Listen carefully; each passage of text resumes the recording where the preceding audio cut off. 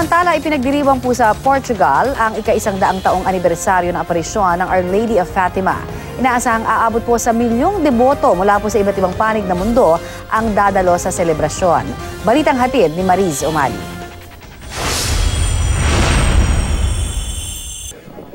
Noong isang taon pa raw pinaghandaan ng mag-asawang Berba na dumayo rito sa Fatima, Portugal para sa pagdiriwang ng ika-100 anibersaryo ng aparisyon ng Our Lady of Fatima. Laking pasasalamat nila na sa pagdiriwang din ng kanilang ika-30 anibersaryo bilang mag-asawa, di lang sila kundi buong pamilya ang kasama. We sort of promised Mama Mary na on the 100 years as just a gesture of our thanksgiving to her for all the blessings na we've received. Nababalik kami by hook or by crook. I had an accident in November 2014. Near fatal. It was near fatal, and I'm here. Mga Marian devotee ang mag-asawa at isa sa kanilang 7 anak, ipinangalan pa nila kay Francisco na isa sa pinagpakitaan ng Mahal na Birhen noong 1917.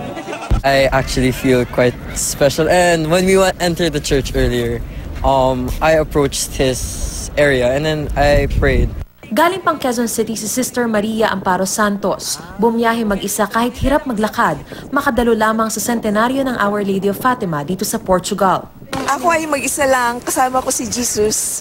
At saka nga sabi ni Josefa Segovia, if the Blessed Virgin Mary is everything for you, you will see wonders. Dami na niyang ginagawang wonders. 100 taon ngayong 13 ng Mayo, sa mismong lugar na ito, sinasabing nagpakita ang Mahal na Birheng Maria sa 3 batang pastol na sina Lucia, Jacinta at Francisco.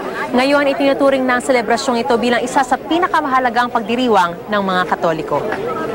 Ayon sa mga organizer, inaasahang aabot sa milyon ang dadalo sa selebrasyon mula sa iba't ibang panig ng mundo.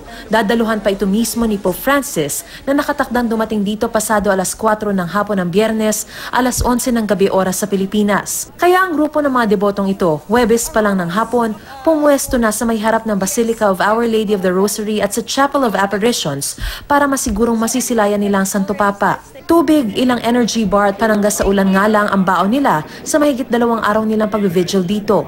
It is very important. It's very important. It is special.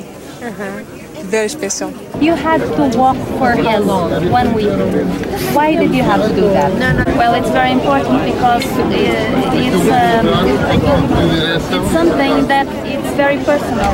Idinaan naman ng ilan ang kanilang debosyon sa pagdarasal ng rosaryo, pag-awit, pagdalo sa misa at paglalakad na nakaluhod. Lahat para ipadama ang kanilang pagmamahal at pasasalamat sa Mahal na Birhen ng Fatima. Mula rito sa Fatima, Portugal, Mariz Umali, GMA News.